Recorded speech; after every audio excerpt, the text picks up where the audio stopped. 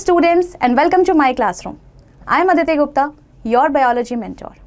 और आज की हमारी CUET स्पेशल सीरीज में हम क्लास 12th बायोलॉजी की last unit that is ecology discuss करने जा रहे हैं. तो आज के इस सेशन में हम इकोलॉजी यूनिट के अंदर जो 4 चैप्टर्स आते हैं that is organism and population, ecosystem, biodiversity and conservation and environmental issues, इन्हीं चारों चैप्टर से किस तरीके के क्वेश्चंस पूछे जा सकते हैं CUET एग्जामिनेशन में हम वो डिस्कस करेंगे. तो without wasting much time, come on, let's begin today's session. The first question on the screen is adaptation in organisms can be. Options are morphological, behavioral, physiological or all of the above. So adaptation, अगर मैं आपसे कहूँ कि हमने पढ़ रखा है कि in desert plant the leaves are modified into spines, तो ये कैसा adaptation देखते हैं हम? It is morphological. If I say कि जो desert lizard है, lizard अगर अपना temperature maintain नहीं कर पा रही तो उसके पास 2 ऑप्शन होते हैं. In case of less body temperature, lizard go outside, है ना, and bask into the sun rays. और जैसे ही टेम्परेचर नॉर्मल हो जाता है, it comes back into the shade area. ये कैसा मॉडिफिकेशन है? It becomes behavioral. और if I say कि जब भी हम हाई एल्टीट्यूड में जाते हैं, जिसे हम एल्टीट्यूड सिकनेस के नाम से भी जानते हैं, एल्टीट्यूड सिकनेस के केस में क्या देखने को मिलता है कि नंबर ऑफ RBCs बढ़ जाती हैं, राइट? ये कैसा मॉडिफिकेशन हुआ? It is physiological modification. So adaptation can be morphological, behavioral, physiological. The answer will be all of the above. Okay? So moving ahead towards the next question. Which of the following is not an ecosystem function but an ecosystem structure? इनमें से कौन सा ऐसा option है जो ecosystem के function को नहीं बता रहा है, इकोसिस्टम के स्ट्रक्चर को बता रहा है? And options are productivity, energy flow, decomposition, stratification. So productivity, energy flow, decomposition, we know ये सारे के सारे component ecosystem के हैं. It defines ecosystem function. मगर जब हम बात करते हैं stratification की, which is what? Stratification is vertical layering. Vertical layering. For example, अगर एक forest को हम देखते हैं तो in case of forest जो trees हैं वो हमें सबसे टॉप लेयर में देखने को मिलती हैं. ऑन द अदर हैंड जो हर्ब्स होती हैं, जो ग्रासेस होते हैं, वो हमें सबसे बॉटम लेयर में देखने को मिलते हैं, followed by shrubs, so on and so far. So ये जो वर्टिकल लेयरिंग है, this is a stratification which is a component of ecosystem structure and not its function. Okay, चलिए moving ahead. So right answer is option number D. आगे बढ़ते हैं. Ecological निश of an organism represents. So what is ecological niche? Options are the range of conditions it can tolerate, the resources it utilizes, its functional role in the concerned ecosystem, or all of the above. So ये हम बहुत अच्छे से जानते हैं. It is given in our NCERT that ecological niche is the functional role an organism plays in a particular ecosystem or in the concerned ecosystem. It deals with, or it also takes into account the interaction which that particular organism has with the member of other species, and also the type of resources the organism utilizes. Okay, so the right answer here will be option number D, all of the above. Moving ahead. The important features that determine the differences in environmental conditions of different zones are. Options are light and precipitation, light, temperature, soil, precipitation, precipitation and temperature, or soil and temperature.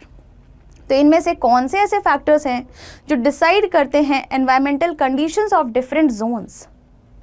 सो हम जानते हैं कि यहाँ पर जो features, जो repeat.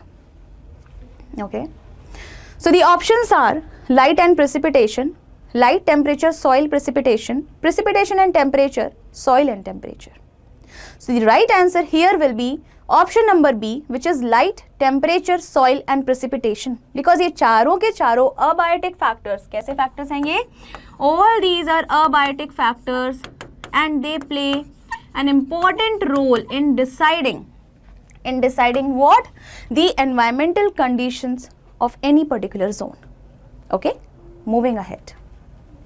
Ecologically, the most important factor is, अभी हमने 4 फैक्टर्स तो देखे, but ecologically the most important one is, options are rainfall, temperature, light, humidity.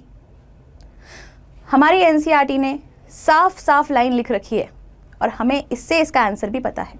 The right answer here is temperature. क्यों कह रहे हैं हम temperature is the most important factor?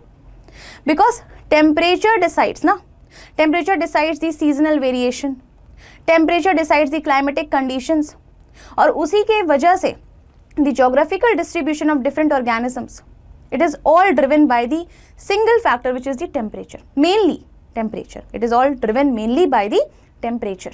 So the right answer here will be option number B, temperature. Okay, moving ahead. Find the wrong match. Options are endotherm means warm-blooded or homeothermal, ectotherm cold-blooded or poikilotherms, stenohaline tolerates wide range of salinities और urihaline tolerates wide range of salinities. So इसमें से हमें wrong term को identify करना है. Endotherms जिन्हें हम warm blooded या होम्योथर्म्स कहते हैं, दिस इज बिल्कुल absolutely correct. Ectotherm cold blooded और पोइकिलोथर्मिक, ये भी सही है. अगर हम बात करें स्टीनोहेलाइन और यूरीहेलाइन की, सो बेटा stenohaline is the term given to those organisms which can tolerate a narrow range of salinity. But option में हमें क्या दे रखा है? Wide range of salinity. ये इनकरेक्ट है. So the right answer here will be option number C. क्यों? Because स्टीनोहेलाइन कैसे हैं? नैरो रेंज ऑफ सैलिनिटी को टॉलरेट करते हैं, ना कि वाइड रेंज को. ओके, ऐसे ऑर्गेनिजम्स जो वाइड रेंज ऑफ सैलिनिटीज को टॉलरेट कर सके उन्हें हम यूरीहेलाइन कहते हैं. ओके, चलो moving ahead. The smaller animals tend to lose heat faster than large animals as they have. Options are lower surface area to volume ratio, higher surface area to volume ratio, equal values of surface area and volume, और none of the above. हमारी NCERT में एक line given है कि जो ठंडी जगहें होती हैं, जैसे जो पोलर रीजन्स होते हैं, वहाँ पर हमें जनरली स्मॉल एनिमल्स देखने को नहीं मिलते हैं. जनरली स्मॉल एनिमल्स देखने को नहीं मिलते हैं. इस क्वेश्चन को आप उससे रिलेट कर सकते हैं. क्या रीज़न है क्यों नहीं देखने को मिलते? बिकॉज स्मॉलर एनिमल्स जो होते हैं उनके पास, उनकी बॉडी में जो सरफेस एरिया से वॉल्यूम का रेशो है वो कैसा होता है? वो हाई होता है. और हाई होने की वजह से वो जो बॉडी की हीट है उसे बहुत तेज़ी से लूज कर देते हैं, जिसकी वजह से वो ऐसी ठंडी जगहों में सर्वाइव नहीं कर पाते. Okay, so the right answer here will be option number b. The smaller animals tend to lose heat faster than large animals as they have higher surface area to volume ratio. Okay, moving ahead. Humus is, हम सब ने humus term बचपन से पढ़ा है ना? Science की book हमें ह्यूमस जरूर सिखाती है. अब ह्यूमस के लिए ये क्वेश्चन है कि ह्यूमस क्या है. And options are dark coloured amorphous substance, slightly acidic, colloidal substance and act as a reservoir of nutrients. यहाँ पे ऑप्शन सी मेंशन होना चाहिए था, और d all of the above. तो ह्यूमस के लिए इनमें से कौन सा पॉइंट करेक्ट है? ह्यूमस कैसे बनता है? By decomposition of the organic waste, dead और डिकेइंग जो रेमनेंट्स होते हैं लिविंग ऑर्गेनिज्म के, उसी के डिकम्पोजिशन से बन रहा होता है ह्यूमस. हमारी एनसीईआरटी में पूरा प्रोसेस दे रखा है कि कितने स्टेप्स में ह्यूमस का फॉर्मेशन यानी कि ह्यूमिफिकेशन का प्रोसेस कंप्लीट होता है. And all the statements which are mentioned over here represent humus. So the right answer here is option number d. Okay, moving ahead. Identify the type of organisms marked as A, B and C on the basis of responses of organism towards the fluctuating environmental conditions. तो हमें यहाँ पर एक image दे रखी है जिसमें हम साफ देख पा रहे हैं कि जो इसका एक्स एक्सिस है उसमें एक्सटर्नल लेवल मेंशन्ड है, that means the external conditions mentioned हैं, वेयर एज जो वाई एक्सिस है उसमें इंटरनल लेवल और इंटरनल कंडीशंस मेंशन्ड है. किसकी? ऑर्गेनिज्म की। एक्सटर्नल कंडीशंस मतलब जो एनवायरमेंटल कंडीशंस हैं, ओके। इसके बेसिस में हमें ए, बी और सी के लिए करेक्ट और अप्रोप्रिएट आइडेंटिफिकेशन ढूंढना है। ए, बी और सी, एनसीईआरटी में जो ये इमेज दे रखी है, वी नो ए रिप्रेजेंट, ए क्या है? A represent conformers. ए क्या है? कन्फॉर्मर्स है। दैट मीन्स ऐसे ऑर्गेनिजम्स जो अपनी इंटरनल कंडीशंस चेंज करते रहते हैं according to the external conditions. Then जो बी है, बी जिन ऑर्गेनिज्म को रिप्रेजेंट किया जा रहा है, बी कौन है? B are regulators. As you can clearly see, अगर आप बी को देख रहे हैं, फोकस करते हैं इस ग्राफ में, तो आप क्लियरली देख सकते हैं कि जो बी और ग्रुप ऑफ ऑर्गेनिजम्स हैं, इनका इंटरनल लेवल कांस्टेंट हो रहा है, कांस्टेंट ही है, एक्सटर्नल लेवल से ये वेरी नहीं करता। दैट मीन्स रेगुलेटर्स कैसे ऑर्गेनिजम्स हैं? जो अपनी इंटरनल कंडीशंस को मेंटेन रखते हैं, कांस्टेंट रखते हैं, okay, despite of what ever is the environmental condition. Followed by, अब सी को आइडेंटिफाई करते हैं। तो सी में हम क्या देख रहे हैं? कुछ लेवल तक तो ये कांस्टेंट रख रहे हैं, दैट मीन्स ये रेगुलेट कर पा रहे हैं, बट कुछ लेवल पे हमें क्या देखने को मिल रहा है कि ये वेरी भी कर रहे हैं अपनी इंटरनल कंडीशन एक्सटर्नल कंडीशन के अकॉर्डिंग। तो कुछ टाइम तक ये वेरी करते हैं, कुछ टाइम तक ये कांस्टेंट भी रखते हैं। तो सी कौन हुए? C are partial regulators. जो कन्फॉर्मर और रेगुलेटर का मिक्स है, दे आर पार्शियल रेगुलेटर्स। तो हमने ए, बी और सी तो आइडेंटिफाई कर लिया है। अब ऑप्शंस देखते हैं। A is 99% of animals and nearly all plants, B mammals and birds, C prototherians. Option B है A partial regulator, B regulator, C conformer. Option C है A mammals and birds, B 99% of animals and nearly all plants, C prototherians. D A is regulator, B is partial regulator and C is conformer. तो हम जानते हैं कि जो ये regulation का काम है, दैट मीन्स जो ये रेगुलेटर्स होते हैं, जो ये अपनी इंटरनल कंडीशंस को कांस्टेंट रखते हैं, ये हाईली एनर्जी एक्सटेंसिव या फिर एनर्जी इंटेंसिव प्रोसेस होता है। It requires a lot of energy, है ना, बहुत एनर्जी डिमांड इस प्रोसेस में बहुत ज़्यादा होती है। तो सारे ऑर्गेनिज्म इसको करने में केपेबल नहीं होते हैं। तो यहाँ पर जो करेक्ट मैच है वो है option number A, where conformers मतलब 99% of animals and nearly all plants, ये एनवायरनमेंट के अकॉर्डिंग अपनी इंटरनल कंडीशंस चेंज करते हैं to ensure their survival. B that means regulators, और रेगुलेटर्स कौन है? Mammals and birds, okay. C prototherians, जो कि पार्शियली रेगुलेट कर रहे हैं, दे आर पार्शियल रेगुलेटर्स, है ना। फॉर एग्जाम्पल श्यूज हो गए, ठीक है ना, ये किसके एग्जाम्पल हो जाएंगे? पार्शियल रेगुलेटर के हो जाएंगे। सो आई होप ये क्वेश्चन आपको क्लियर हो गया होगा, okay. Moving ahead towards the next question.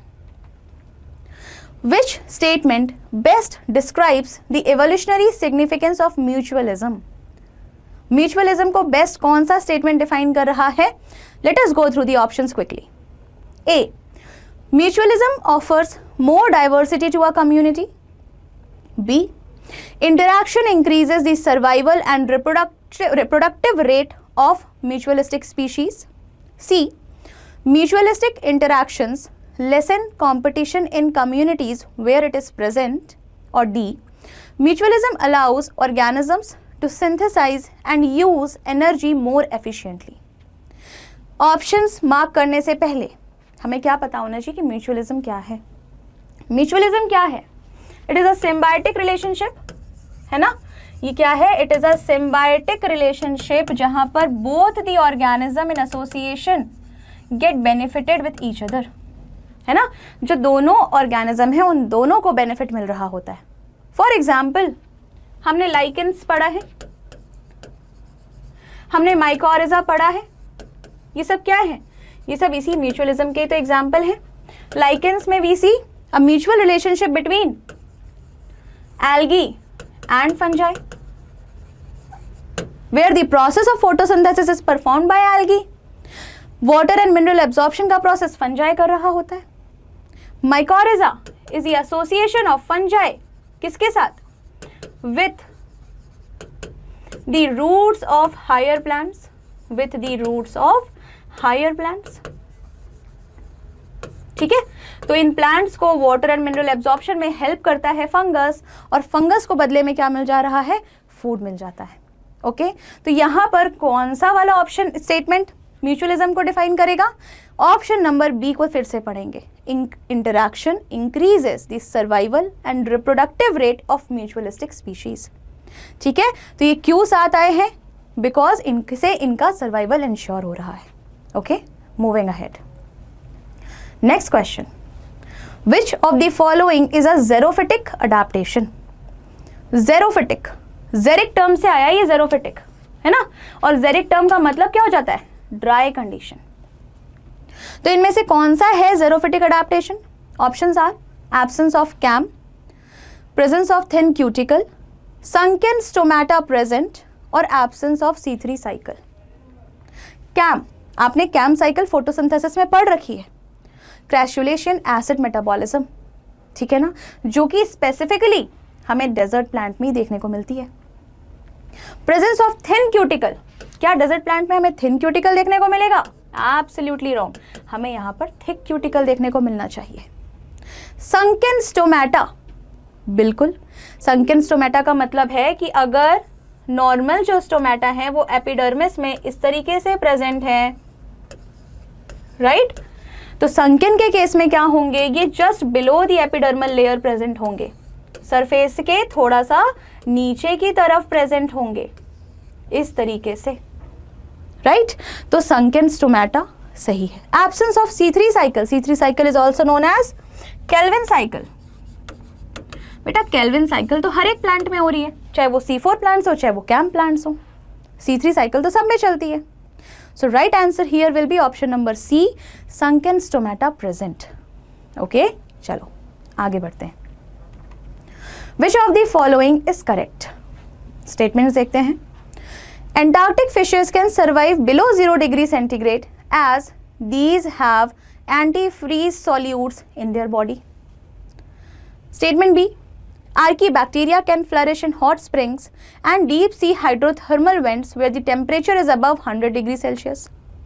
C, desert lizards lack the physiological ability to cope with extreme temperature but manage their body temperature by behavioral means. or D, all of the above.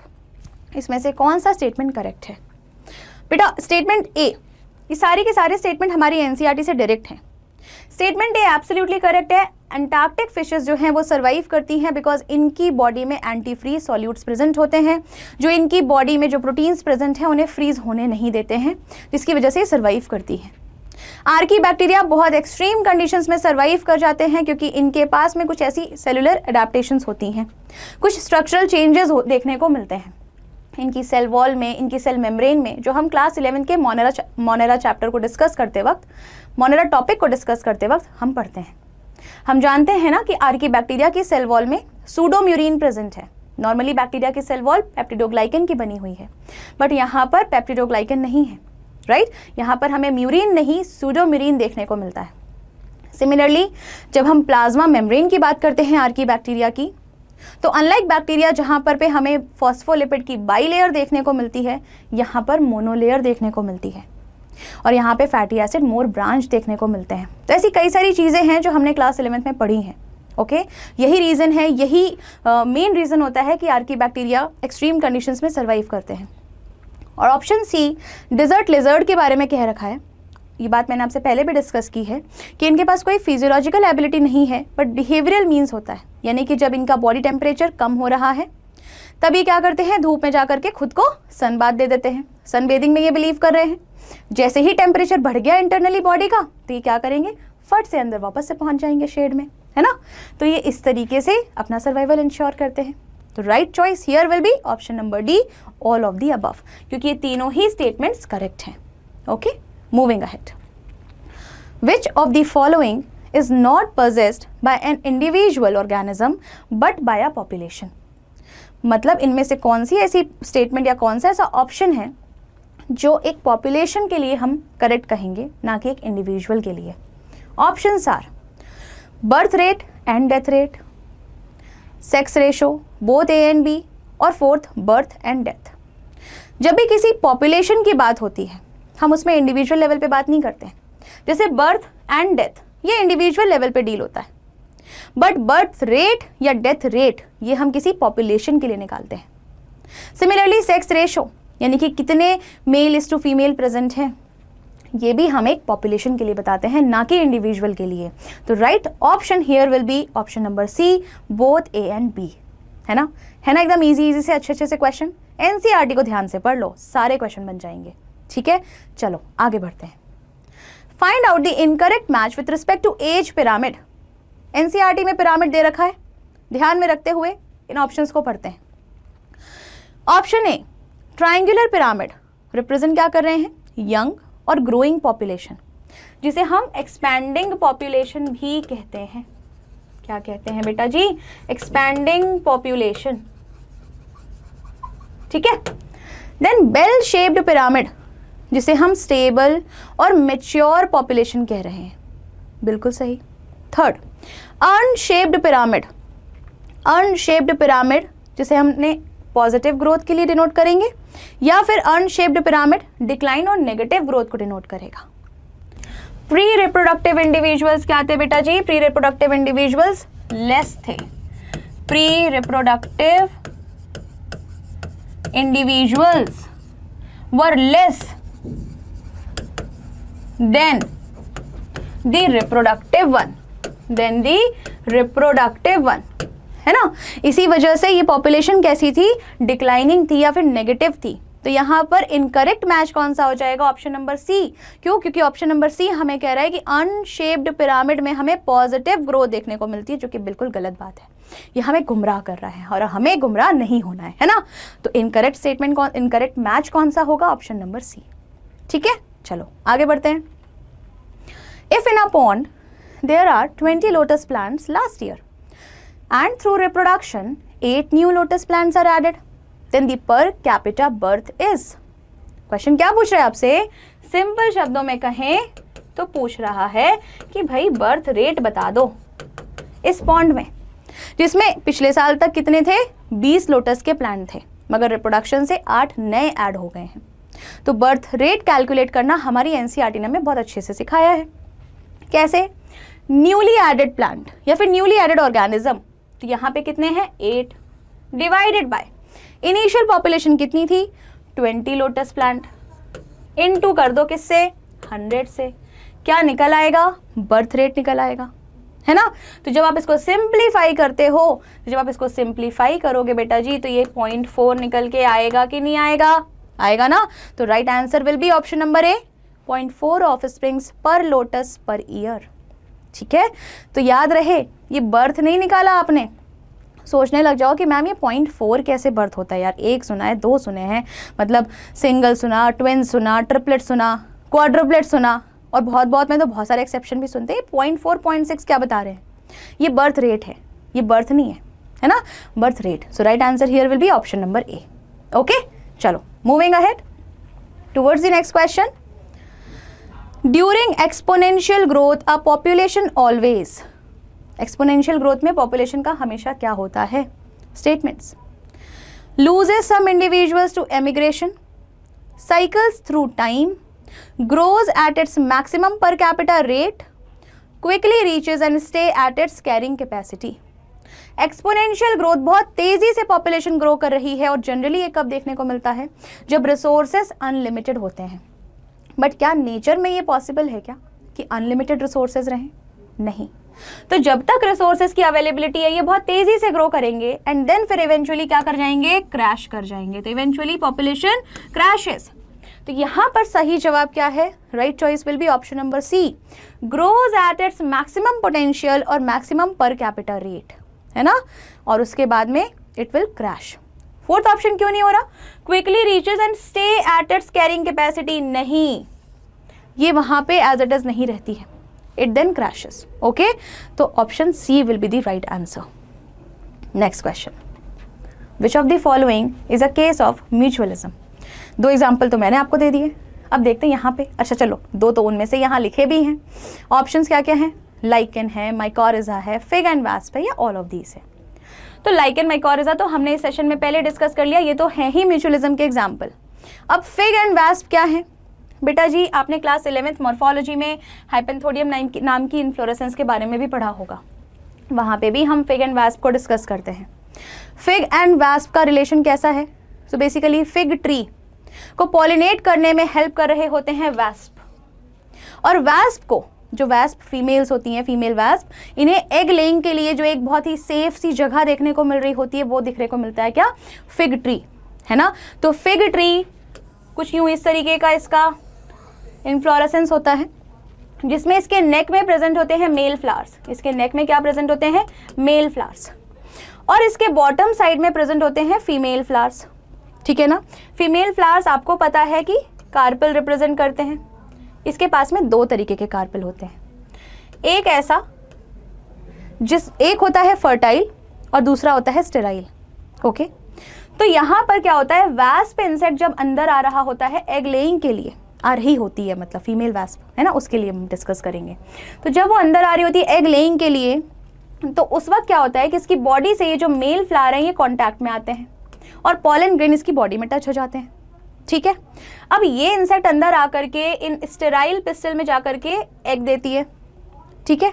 और जब ये वापस निकल के जाएगी तो ये दूसरे प्लांट में जब जाएगी तब क्या होगा, इस पॉलन ग्रेन को उस फीमेल फ्लावर तक ले जाएगी। तो इससे क्या इंश्योर हो गया? पॉलिनेशन इंश्योर हो गया, ठीक है। अब वास्प को क्या मिल रहा है? पहली चीज तो एग लेइंग के लिए एक सेफ प्लेस देखने को मिल रही है। दूसरी चीज, जब इसका लार्वा डेवलप होता है उस समय तक यहाँ पे सीड फॉर्मेशन शुरू हो जाता है, तो जो लार्वा है उसके लिए फूड भी तो अवेलेबल है ना, वो सीड पे फीड करने लग जाता है, तो उसके लिए फूड भी अवेलेबल है। तो ये कैसा रिलेशनशिप हो गया? दोनों को एक दूसरे से बेनिफिट हो रहा है। That means it is a relationship of mutualism. So right answer here will be all of these. Okay, moving ahead. J shape growth can be observe for, अभी मैंने आपको एक्सपोनेंशियल ग्रोथ के बारे में कुछ बताया था कि अनलिमिटेड रिसोर्स, जब तक रिसोर्सेज अवेलेबल हैं तब तक तो बहुत तेज़ी से ग्रो कर रहा है, बट देन आगे जाकर के पॉपुलेशन क्रैश हो जाएगी क्योंकि रिसोर्सेज अब अवेलेबल नहीं है। तो जे शेप ग्रोथ इनमें से किस में देखने को मिलती है? Algal bloom, insect population, both A and B, और all plant species. So we know out of the given examples यहाँ पर एल्गल ब्लूम और इंसेक्ट पॉपुलेशन ही वो दो सही जवाब हैं जहाँ पर हमें जे शेप ग्रोथ देखने को मिल रही है। So right choice here will be both A and B. Okay, moving ahead. Biochemical oxygen demand is the amount of dissolved oxygen needed by aerobic organisms to break down dash in a given sample of water. Inorganic compound, organic compound, settlable compound, inorganic and organic compound. तो BOD जिसे हम कहते हैं, तो BOD जो किसी भी water level की प्योरिटी को डिसाइड करता है वो किस चीज़ के लिए रिक्वायर्ड है?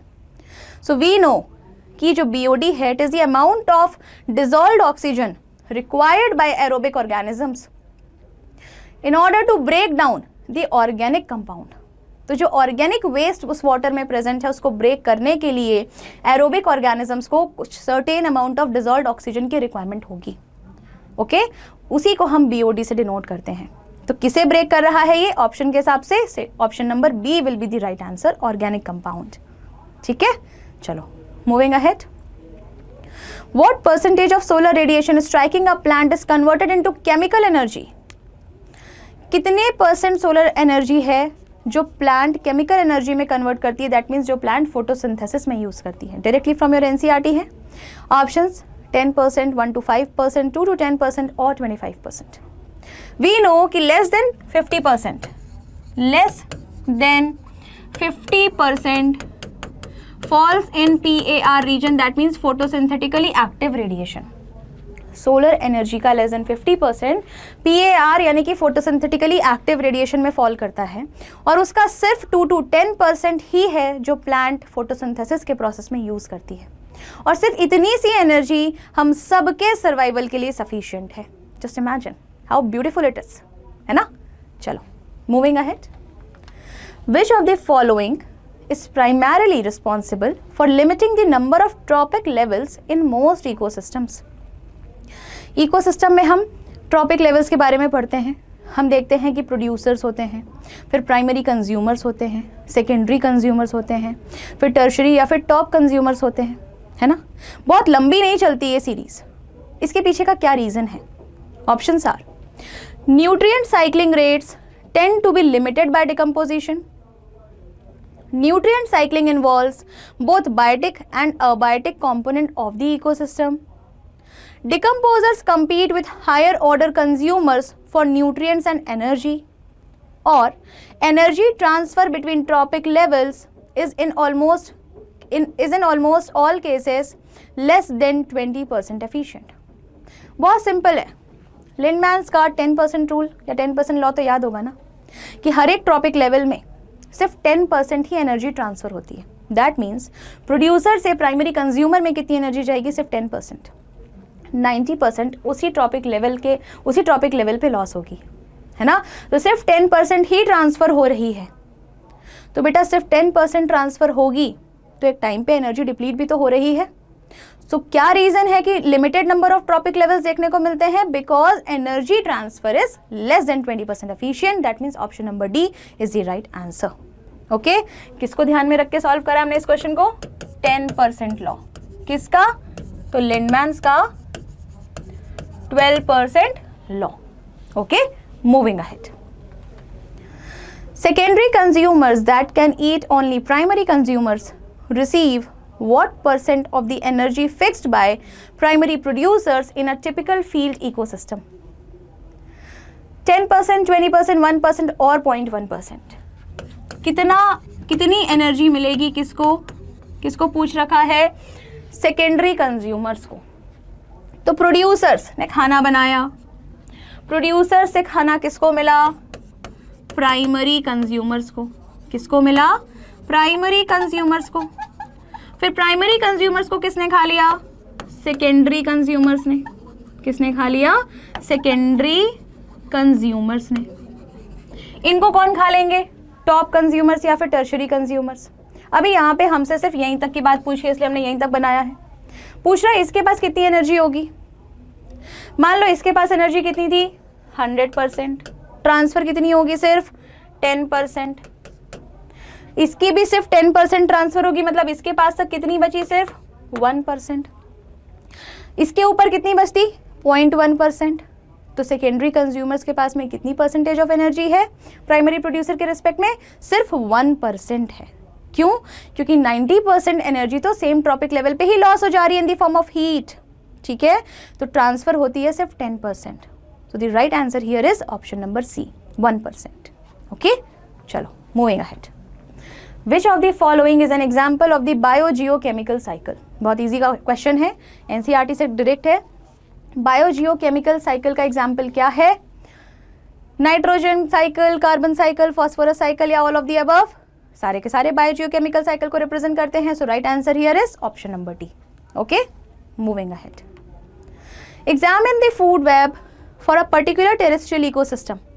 Which species is autotrophic and decomposer respectively? अब ये फूड वेब दे रखा है क्योंकि कॉम्प्लेक्स है ना. फूड चेन और फूड वेब में ये तो डिफरेंस होता है कि फूड चेन सिंपल होती है, वेरस फूड वेब कैसी होती है? कॉम्प्लेक्स होती है. हम देख रहे हैं यहाँ पे मल्टीपल सोर्सेज हैं खाने के एक दूसरे के पास में. तो यहाँ पे आपको आइडेंटिफाई क्या करना है? ऑटोट्रोपिक यानी कि प्रोड्यूसर्स और डिकम्पोजर्स को. ठीक है, चलिए ऑब्जर्व करते हैं और एनालाइज करते हैं. हम क्या देख रहे हैं? A is the giving source. ए से हमें बी को भी देता हुआ दिख रहा है, ए सी को भी देता हुआ दिख रहा है और ई को भी. दैट मीन्स ए क्या डिनोट कर रहा है? A is the autotrophic organism, that means the producer. A क्या है? A is the producer. अब फूड चेन को देखो, ए से सी, सी से ई, ए से बी, बी से डी, डी से ई, है ना. या फिर बी, ए से बी से सी से ई. हर साइकिल को जब आप देखते हो या फिर ए से बी से फाइनली ई, जिस भी साइकिल को आप देख रहे हो अल्टीमेटली ये एंड कहाँ पे हो रही है? ये एंड हो रही है ई पे, जो कि करेगा क्या? डिकम्पोजिशन का काम. दैट मीन्स ई क्या रिप्रेजेंट कर रहे हैं? ई रिप्रेजेंट्स दी डिकम्पोजर्स, है ना. तो हमसे प्रोड्यूसर्स और डिकम्पोजर्स ही तो पूछा था. So right answer should be A and E. That means option number A, यही होगा राइट आंसर. ठीक है, सिंपल है ना. फूड वेब देके आपको डर तो नहीं लग रहा? बहुत सिंपल है. ऐसी फ्लो देख लो आप, एनर्जी फ्लो किस डायरेक्शन में है. ठीक है, चलो moving ahead. The rate of formation of organic matter bye dears in a grassland is called. अब डियर जब ऑर्गेनिक मैटर को फॉर्म कर रहे हैं तो इस प्रोडक्टिविटी को हम क्या कहेंगे? Secondary productivity, net primary productivity, gross primary productivity या फिर सेकेंडरी प्रोडक्शन? हम जानते हैं जो ग्रॉस प्राइमरी प्रोडक्शन है वो क्या है? प्रोड्यूसर्स ने जितना फोटोसिंथेसिस करके सब्सटेंस बनाया है, ऑर्गेनिक मैटर जो बनाया है, अब प्रोड्यूसर्स ने कुछ अमाउंट लॉस भी किया होगा in the form of heat और in the process of respiration. तो उस रेस्पिरेटरी रिक्वायरमेंट को जब हम ग्रॉस प्राइमरी प्रोडक्टिविटी से माइनस करते हैं, हटाते हैं, तब निकल के आती है क्या? Net primary productivity. अब यही ट्रांसफर होगी नेक्स्ट टॉपिक लेवल में। तो लेट्स से कि उस प्लांट को किसने खाया? डियर ने खाया। अब डियर के लेवल पे जो ऑर्गेनिक मैटर है उसका जो फॉर्मेशन है उसे हम क्या कहेंगे? It is termed as secondary productivity. So the right answer here is secondary productivity, option number A. ठीक है ना?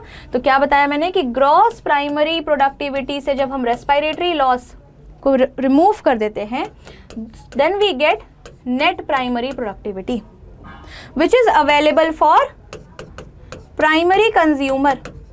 प्राइमरी कंज्यूमर इसे फीड करेगा, इसे खाएगा और फिर उसके लेवल पे जो एनर्जी अवेलेबल रहेगी उसे हम क्या कहेंगे? Secondary productivity. ओके, चलो moving ahead. The limitations of ecological pyramid are. Pyramid की क्या लिमिटेशन है? It has no place for decomposers and detritivores. किसी इकोलॉजिकल पिरामिड में क्या हमने डिकम्पोजर्स और डेट्राइटिवोर्स को देखा है? नहीं देखा है। It is based on simple food chain and not food web. But obviously चीज़ है कि इकोलॉजिकल पिरामिड में फूड वेब को इनकॉर्पोरेट करके नहीं दिखाया जा सकता है और हमने देखा भी नहीं है। Third, it has no place for insectivorous plants which simultaneously belong to T1 and T3। क्यों कह रहे हैं T1 और T3? क्योंकि ये प्रोड्यूसर्स भी हैं, ये फोटोसिंथेसिस करके खाना भी बना रहे हैं, तो ये इंसेक्ट ईटिंग का काम भी कर रहे हैं अपनी नाइट्रोजन डेफिशिएंसी को दूर करने के लिए। बट हम किसी एक ही लेवल पे नहीं रख सकते हैं, दो लेवल पे नहीं रख सकते। तो लिमिटेशंस क्या है? लिमिटेशंस ये सारी की सारी हैं। तो राइट आंसर क्या हो जाएगा? Option number D, all statements are correct. ठीक है, moving ahead. In most ecosystems all the pyramids of number of energy and biomass are upright, spindle shaped, inverted और rhombus shaped। NCERT की line है, NCERT ने हमें बताया है कि in most of the ecosystem जो पिरामिड ऑफ नंबर है, पिरामिड ऑफ एनर्जी है, पिरामिड ऑफ बायोमास है, ये कैसा होता है? ये अपराइट होता है। कैसा होता है? अपराइट होता है। क्यों? क्योंकि जो नंबर और बायोमास है ऑफ प्राइमरी प्रोड्यूसर्स वो हमेशा ज़्यादा होंगे as compared to the primary consumers. Similarly number और बायोमास प्राइमरी कंज्यूमर का हमेशा ज़्यादा होगा किससे? टॉप कंज्यूमर या फिर कह लीजिए सेकेंडरी कंज्यूमर से। ठीक है, तो ये हमेशा अपराइट बनेंगे। पिरामिड ऑफ एनर्जी तो हम जानते हैं बाय डिफॉल्ट अपराइट ही रहना है। क्यों? क्योंकि 10% लॉ चल रहा है ना। ठीक है, सो the right answer is option number A. Moving ahead. The pioneer community in hierarch succession is dash, whereas in hierarch succession is dash। Pioneer यानी कि सबसे पहली कम्युनिटी, सबसे पहली कम्युनिटी hierarch यानी कि ड्राई रीजन में या डेजर्ट रीजन में या फिर टेरेस्ट्रियल रीजन में, और हाइड्रार्क यानी कि एक्वेटिक रीजन में कौन कौन से होंगे? सो वी नो किसी भी बैरन लैंड में जो सबसे पहला कम्युनिटी आती है, जो सबसे पहली कम्युनिटी आती है, वो कौन से होते हैं? वो लाइकेंस होते हैं। क्यों? क्योंकि जो लाइकेंस होते हैं और स्पेशली क्रस्टोज लाइकेंस वो क्या करते हैं? वो उन माउंटेन्स के सरफेस पे एसिड का सिक्रीशन करते हैं। उस एसिड के सिक्रीशन से क्या होता है? वेदरिंग ऑफ रॉक, जिससे सॉइल फॉर्मेशन का प्रोसेस स्टार्ट होता है। इवेंचुअली ये लाइकेंस रिप्लेस हो जाते हैं मॉसेस से, है ना। मॉसेस किस ग्रुप में आते हैं? ब्रायोफाइट्स में आते हैं। छोटे छोटे से प्लांट्स होते हैं जो सॉइल को होल्ड करने की टेंडेंसी रखते हैं। ठीक है, प्लांट्स अगर वाटर में बात करें तो राइट चॉइस इज फाइटोप्लैंक्टन्स। ठीक है, सो यहाँ पे सही जवाब क्या होगा? Option number A, lichens and phytoplanktons. Moving ahead. Arrange correctly the sequence of hydrarch succession. NCERT में पूरी इमेज दे रखी है हाइड्रार्क सक्सेशन की। आपको बोला इसका सीक्वेंस बताइए।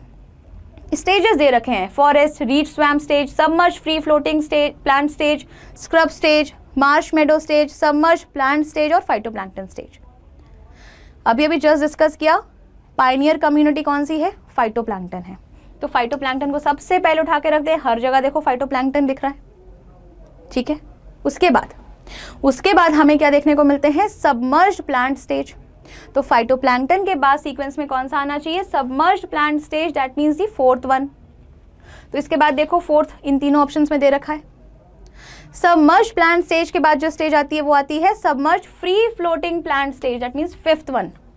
Submerged free floating plant stage हमें कहाँ दे रखा है, हमें दे रखा है ऑप्शन बी और सी में। Submerged free floating plant stage के बाद में कुछ आता है तो वो आता है रीड स्वैम्प स्टेज। तो फिफ्थ के बाद हमें क्या देखना चाहिए, थर्ड देखना चाहिए। तो हमें हमारा आंसर मिल चुका है option number C. Reed swamp के बाद हमें देखने को मिलता है marsh meadow stage and ultimately the forest, marsh meadow के बाद में scrub stage and then ultimately the forest stage. So right answer here is option number C. है ना, सिंपल सा अरेंज करना है इसे। डायग्राम वो जो इमेज दे रखी है एनसीईआरटी में उसको दिमाग में हमेशा रखना है। एनसीईआरटी में गिवन इमेजेस, डायग्राम्स, साइंटिस्ट के नाम, आपके एग्जाम्पल्स, ये आपको बहुत अच्छे से पता होने चाहिए विदाउट एनी एक्सेप्शन। ठीक है, moving ahead. Which of the following are decomposers, कौन है जो डिकम्पोजिशन का काम कर रहे हैं, bacteria, fungi, flagellates like Euglena या ऑल ऑफ द अबव। बेटा बहुत सिंपल सा क्वेश्चन है, तुरंत झटके से सॉल्व होना चाहिए, ऑल ऑफ द अबव। ये सबके सब डिकम्पोजिशन का काम करेंगे, यानी कि ऐसे ऑर्गेनिजम्स, डिकम्पोजर्स कौन होते हैं, ऐसे ऑर्गेनिजम्स जो डेड और डिकेइंग पे फीड करते हैं। ऐसे मोड ऑफ न्यूट्रिशन को हम क्या कहते हैं, सैप्रोट्रॉपिक, है ना, सैप्रोट्रॉपिक मोड ऑफ न्यूट्रिशन, जो डेड एंड डिकेइंग पे फीड करे। तो ये सबके सब ये शो कर रहे हैं। तो right answer will be option number D, all of the above. ठीक है, यूग्लिना में मिक्सोट्रॉपिक मोड ऑफ न्यूट्रिशन है, किंगडम प्रोटिस्टा में हम ये पढ़ते हैं। क्यों है ये मिक्सोट्रॉपिक, क्योंकि इसके पास फोटोसिंथेटिक पिगमेंट्स हैं। In the presence of sunlight it can photosynthesize, but in the absence of sunlight और in the darkness it switches its mode of nutrition. अपने मोड ऑफ न्यूट्रिशन को क्या कर लेता है, चेंज कर लेता है। तो Euglena during darkness becomes saprotrophic in nature. Okay, moving ahead. Researchers like Robert Constanza and his colleagues have put an average price tag of dash a year for ecosystem services. यूँ तो हमें nature से हर चीज़ free में मिल जाती है, but Robert Constanza और उनकी team ने, उनके कलीग्स ने सोचा कि क्यों ना कुछ प्राइस टैग लगा के देखा जाए। तो उन्होंने क्या पाया था, ये एनसीईआरटी में गिवन है, कितनी है इसकी वैल्यू हम पे भी नहीं कर सकते। It was twice the gross national productivity, है ना, ग्लोबल ग्रॉस नेशनल प्रोडक्टिविटी के ट्वाइस आता है ये value. Global gross national productivity कितना है, US डॉलर 18 ट्रिलियन, और इसमें वो प्राइस टैग कितनी लगाई गई थी, US dollar 33 trillion. Okay, so right answer is option number ए, है ना। तभी तो हम बात करते हैं हमेशा सेव नेचर, सेव रिसोर्सेस। ठीक है, तो बेटा फ्री में ज़रूर मिल रही है, मगर है कैसी, प्रीशियस है। ओके, आगे बढ़ते हैं। Out of the total cost of various ecosystem services the soil formation accounts for about 50%, 6%, 10% और 30%। We know majority share soil formation ही लेके जाता है, विच इज 50%। ठीक है, आगे बढ़ते हैं। Which of the following has the greatest species diversity, कहाँ हमें सबसे ज़्यादा स्पीशीज डाइवर्सिटी देखने को मिलेगी, tundra region, deciduous forest, tropics और ग्रासलैंड। जहाँ पर हमें सबसे अच्छी रेनफॉल देखने को मिल रही है, क्लाइमेटिक कंडीशंस बेटर देखने को मिल रही हैं। फिर से,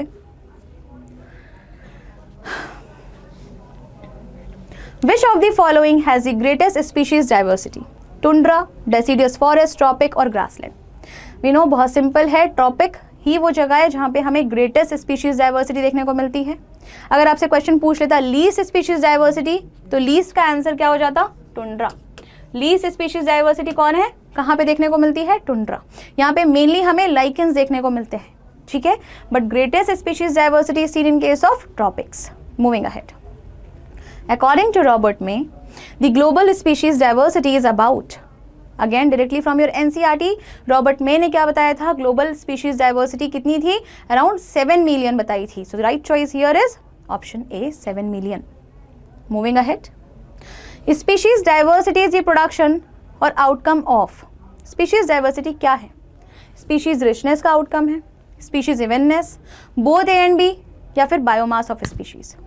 स्पीशीज रिचनेस क्या है, कितनी अलग अलग तरीके की स्पीशीज हमें किसी पर्टिकुलर रीजन में देखने को मिलती हैं। स्पीशीज इवेंटनेस क्या है? Relative abundance of species relative to each other, है ना। स्पीशीज इवेंटनेस क्या कहेंगे कि अलग अलग स्पीशीज हैं, उनकी कितनी अबंडेंस है एक दूसरे के रिस्पेक्ट में, तो relative abundance of species relative to each other. तो स्पीशीज डाइवर्सिटी इन दोनों का ही आउटकम हुए, तो right choice will be option A and B. Okay, moving ahead. More than -% of all the species recorded are animals, while plants, including algae, fungi, bryophytes, gymnosperms and angiosperms, comprise no more than -% of the total. Again, biodiversity से ये NCERT की line as it is है, but हम जब पढ़ते हैं हमें ध्यान नहीं आएगा कि इससे क्वेश्चन कैसे बन सकते हैं, बट देखिए क्वेश्चन ऐसे बनते हैं। We know more than 70% of all the recorded species are animals. और प्लांट्स, इन सबको अगर मिला देते हैं, लाइक किंगडम प्लांटे में अगर हम फंजाई को भी इंक्लूड कर देते हैं, तब भी ये टोटल 22% के ऊपर नहीं जाते हैं। तो right choice here will B 70% and 22%। Okay, moving ahead. Arrange in increasing order the number of species of reptiles, fishes, mammals and amphibians. आपकी एनसीईआरटी में कुछ पाई चार्ट दे रखे हैं, ये क्वेश्चन वहीं से उठ के आया है। अगर आपसे पूछा जाए इंक्रीजिंग नंबर ऑफ स्पीशीज आपको बतानी है, तो सबसे ज़्यादा स्पीशीज हमें फिशेस की देखने को मिलती हैं, followed bye reptiles, followed by amphibians and least number of species mammals की देखने को मिलती हैं। सो इंक्रीजिंग ऑर्डर क्या हो जाएगा? अगर हम ऑप्शंस को देखते हैं, so right choice will be option number D. ठीक है ना, right choice will be option number D. C और डी में एक फ़र्क है, देखिए सी में सबसे ज़्यादा रेप्टाइल्स को दिखा रखा है, बट ये गलत है। पाई चार्ट को जब आप ध्यान से देखेंगे तो 50% सीधा हाफ कर रखा है, जो कि फिशेस से रिप्रेजेंटेड है। ठीक है, moving ahead. Why insect are the most successful animals of the earth with respect to species diversity? जैसे अभी हमने देखा कि more than 70% of the recorded species are animals, और उसमें भी जो सबसे बड़ा ग्रुप है वो है इंसेक्ट्स का। क्या रीज़न है इनकी सक्सेस के लिए? क्या रीज़न है कि ये सबसे सक्सेसफुल है? Options are: These have strong chitinous cuticle which covers the whole body. They have low reproductive rate. They lack exoskeleton. They lack or these lack endoskeleton. यहाँ पे दे कर लेते हैं हम इसे। हम जानते हैं ये तीनों की तीनों ही बातें गलत हैं। इनका रिप्रोडक्टिव रेट बहुत हाई होता है।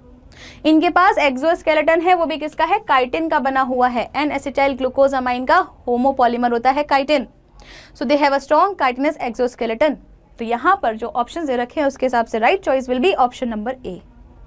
ठीक है, नेक्स्ट, अकॉर्डिंग टू IUCN 2004 के डेटा के हिसाब से the total number of plant and animal species described so far is slightly more than, कितना है? बहुत सिंपल, एनसीईआरटी में it is given, it is slightly more than 1.5 million. Right choice will be option number A. ठीक है, moving ahead. India, with only dash world's land area, possess dash species diversity of the world. तो India के पास world का कितना land area है और कितने percent species diversity इसके पास है वर्ल्ड की? तो इंडिया के पास वर्ल्ड का 2.4% लैंड एरिया है। ज्योग्राफी से भी रिलेटेड क्वेश्चन हो गया ये, और लेकिन स्पीशीज डाइवर्सिटी में India is very rich. India के पास 8.1% ऑफ स्पीशीज डाइवर्सिटी देखने को मिलती है। So right choice here will be option A, B, C और डी में से देखें तो right choice will be option number A, 2.4 and 8.1%। ठीक है, moving ahead. There are dash mega diverse countries and India ranks dash on global diversity scale. कितनी mega diversity countries हैं या फिर मेगा डाइवर्स कंट्रीज हैं वर्ल्ड में? So it is 12।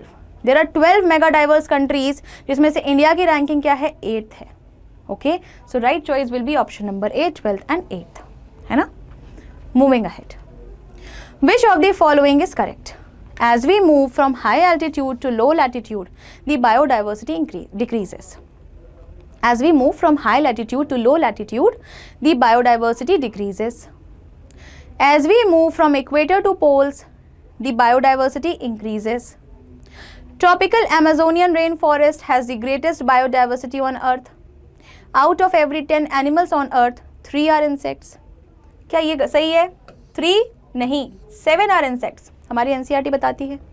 Equator से पोल की तरफ जाओगे तो क्या बायोडाइवर्सिटी इंक्रीज हो जाएगी कि डिक्रीज होगी? डिक्रीज होनी चाहिए, है ना। As we move from high latitude to low latitude, क्या बायोडाइवर्सिटी डिक्रीज होगी कि इंक्रीज होगी? यहाँ इंक्रीज होगी। तो राइट चॉइस यहाँ पे क्या हो जाएगी? Option number C. Tropical Amazonian rain forest has the greatest biodiversity on earth. ठीक है, अमेजोन रेन फॉरेस्ट को वैसे भी हम लंग्स ऑफ आवर प्लैनेट कहते हैं, है ना? So right choice here will be option number C. Moving ahead, for a species area relationship graph for which of the values of Z the line of the slope of line is most steep. Species area relationship graph जहां पे हमें z value देखने को मिलती है, NCERT में graph given है, तो मोस्ट स्टीप हमें कब देखने को मिलेगा? स्लोप किस वैल्यू पे? z की किस वैल्यू पे? 0.6, 0.1, 1.2 और 0.9। So we know most steep slope का क्या मतलब है कि the number of species present, the number of species present in that particular area is far more than the area explored। ठीक है, far more than the area explored, ये होता है स्टीप स्लोप का मतलब। ये किसका मतलब है? स्टीप स्लोप का। तो ये कब देखने को मिलता है हमें और कहाँ देखने को मिलता है? ये हमें देखने को मिलता है z वैल्यू 1.2 की रेंज में। 0.6 से 1.2 आप आगे बढ़ते जाओगे, स्लोप कैसा होने लगेगा? स्टीप होने लगेगा। और ये जनरली बड़े रेंज में, बड़े एरिया में देखने को मिलता है, लाइक कॉन्टिनेंट्स में। ठीक है, z की छोटी वैल्यू हमें स्मॉल रीजन्स यानी कि जैसे कि कंट्रीज में देखने को मिलती हैं। ज्यादा बड़ी वैल्यू स्टीप स्लोप हमें बड़े रीजन में देखने को मिलता है। ठीक है, so right choice here will be option number C 1.2। Moving ahead, who is related to polyblend? Case study में दे रखा है एनसीईआरटी की, पॉलीब्लेंड से कौन रिलेटेड है? अहमद खान, रमेश चंद्र डागर, रामदेव मिश्रा और स्वामीनाथन। वी नो कि जो भी इसमें से करेक्ट चॉइस है, उन्होंने क्या बताया था कि पॉलीब्लेंड जो है रिसाइकल्ड मटेरियल है ना, फ्रॉम प्लास्टिक वेस्ट। तो रिसाइकल्ड प्लास्टिक वेस्ट है, ठीक है ना। और एक कॉलेज के साथ कोलैबोरेट करके इन्होंने क्या बताया था कि if you mix polyblend and बिट्यूमेन, तो इनके पास में ये जो मिक्सचर है, इसके पास में बहुत अच्छी वाटर रेपेलेंट प्रॉपर्टी आती है ना, जिससे जो रोड की लाइफ है ये बढ़ जाती है। ठीक है, सो ये कौन है? The person is Ahmed Khan. Okay, so right answer here is option number A, Ahmed Khan. Moving ahead, the environmental protection act was passed in the year. सीधे एनसीईआरटी की लाइन है, ईयर कौन सा था? 1986, 1990, 1976 और 1995। द राइट चॉइस इज 1986, है ना। Next question, tropospheric ozone is bad ozone. Tropospheric ozone is bad ozone as it harms living organisms. This ozone is a secondary pollutant formed by the reaction of primary pollutants like dash and dash in the presence of sunlight and stagnant air. तो जो ये tropospheric ozone है ना, जो ये secondary pollutant है, वो किसके मिक्सचर से बनती है? कौन से प्राइमरी पॉल्यूटेंट रिएक्ट करेंगे तब जाकर के ये ट्रोपोस्फेरिक ओजोन बनेगी? Nitrogen oxides and volatile organic compounds, SO2 and NO2, PAN and CO2, SO2 and PAN, peroxyacyl nitrate. PAN का क्या फुल फॉर्म है? Peroxyacyl nitrate. So we know the right answer here is option number A, nitrogen oxides और volatile organic compounds mix mix होकर के क्या बनाते हैं? Bad ozone, that is the tropospheric ozone बनाते हैं। ठीक है, moving ahead, The government of India has initiated stringent norms for automobile fuels for the reduction of dash in, फिर से, The government of India has initiated stringent norms for automobile fuels for the reduction in dash and dash content in petrol and diesel. तो government of India ने किस चीज़ को reduce करने के लिए, तो गवर्नमेंट ऑफ इंडिया ने इनमें से किस कंटेंट को रिड्यूस करने के लिए स्ट्रिंजेंट नॉर्म्स दिए हैं? Options are sulphur aromatic content, CO2 phosphine, phosphine CH4 aromatic content and CO2. We know for the reduction of sulfur and aromatic content stringent norms आए हैं। आपने BS4, BS5 नाम सुने हैं, भारत स्टेज। BS का क्या मतलब है? Bharat stage, right. सो ये सब किस लिए बनाए गए? ये सारे रूल्स क्यों आए थे? To reduce the content of sulphur and aromatic content. ठीक है, आगे बढ़ते हैं। Acid rain is due to, ये आप पढ़ते आ रहे हो कि ताजमहल की दीवारें खराब हो रही हैं, बहुत सारे मॉन्यूमेंट्स खराब होते हैं पॉल्यूशन की वजह से। तो एसिड रेन किसके कॉम्बिनेशन से बन रही है? Oxides of sulphur and nitrogen, oxides of carbon and nitrogen, oxides of carbon and sulphur और oxides of calcium. We know कि सल्फ्यूरिक एसिड और नाइट्रिक एसिड इन्हीं के कॉम्बिनेशन से बन रही है acid rain. So right choice here will be option number A, oxides of sulphur and nitrogen. ठीक है, चलो आगे बढ़ते हैं। Carbon monoxide has dash times more affinity than oxygen for haemoglobin. Carbon monoxide के पास कितनी टाइम ज्यादा एफिनिटी है ऑक्सीजन के कंपैरिजन में? 150, 295 और 500। बहुत ही important but simple question. Carbon monoxide के पास में 200 टाइम्स मोर एफिनिटी होती है ऑक्सीजन के कंपैरिजन में टू बाइंड विथ हीमोग्लोबिन। ठीक है, कभी कभी सुना होगा सर्दियों में हमने क्या कर रखा है, ठंड से बचने के लिए अंगीठी जलाई, रूम बिल्कुल बंद है, बट कुछ टाइम के बाद जाते हो या सुबह वो पर्सन जो उस रूम में सो रहा था वो उठा ही नहीं। किसी को समझ में नहीं आया हुआ क्या? बेटा कार्बन मोनोऑक्साइड की पॉइजनिंग हो गई, उसने ऑक्सीजन को डिलीवरी नहीं होने दिया सेल्स में। ठीक है, सो 200 times it has more affinity. Moving towards the last question of today's session. Motor vehicles equipped with catalytic converter should use unleaded petrol because, मतलब जिन भी व्हीकल्स में कैटालिटिक कन्वर्टर प्रेजेंट हैं उनके पेट्रोल में लेड की मिक्सिंग नहीं होनी चाहिए। क्यों? Because lead activates catalytic converters, lead inactivates catalytic converters, lead does not act as catalyst, all of the above. क्या होना चाहिए बेटा यहाँ पे आंसर? सबसे पहली चीज, जो कैटालिटिक कन्वर्टर्स होते हैं इनमें क्या होते हैं? कैटलिस्ट होते हैं। कैटलिस्ट की तरह एक्ट कर रहे होते हैं कौन? Heavy metals. कौन एक्ट कर रहे हैं? Heavy metals. ठीक है, जैसे प्लैटिनम हो गया, जैसे रोडियम हो गया, ठीक है, जैसे पैलेडियम हो गया। तो जो ये लेड है ये क्या कर देता है? इन कैटलिस्ट को या इन हेवी मेटल्स को इनएक्टिवेट कर देता है। सो यही रीजन है कि कैटालिटिक कन्वर्टर्स वाले व्हीकल्स में लेड के पेट्रोल में लेड की मिक्सिंग नहीं होनी चाहिए। So right choice here will be option number B. Lead inactivates catalytic converters. Okay. So this is about today's session. I hope आप लोगों ने इस सेशन को बहुत अच्छे से एंजॉय किया होगा और इस सेशन ने आपकी बहुत हेल्प की होगी, आपको गाइड किया होगा कि जो ये इकोलॉजी है, जो लास्ट यूनिट है हमारी क्लास 12 की एनसीईआरटी बायोलॉजी की, उसे किस तरीके के क्वेश्चंस बन सकते हैं, कैसे क्वेश्चंस हैं जिन्हें हमें एनालाइज करके सॉल्व करना होगा। कुछ ऐसे क्वेश्चंस हैं जो डायरेक्टली एनसीईआरटी से उठकर आए हुए हैं, कुछ ऐसे हैं जो डेटा ड्रिवन क्वेश्चंस हैं, तो हमें हमारी तैयारी उस अकॉर्डिंग ही करनी है। तो इन क्वेश्चंस की हेल्प से आपको एक आइडिया लग गया, एक हेल्प मिल गई है कि कैसे आप इन चैप्टर्स की तैयारी करें और CUET में बहुत अच्छी रैंक से सेलेक्ट हों। All the best, take care, thank you.